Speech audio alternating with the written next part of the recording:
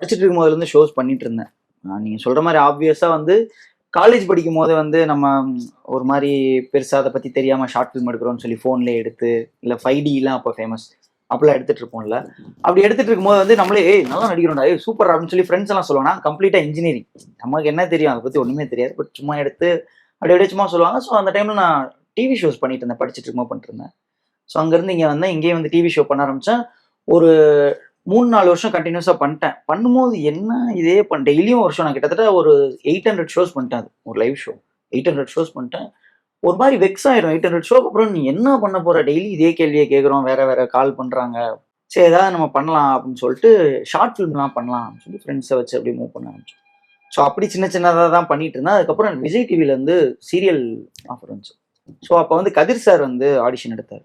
So அதில் தான், அதுக்கு முன்னாடியும் சின்ன சின்ன வெப் சீரிஸ்லாம் யூடியூப் சேனல் பண்ணியிருக்கேன்.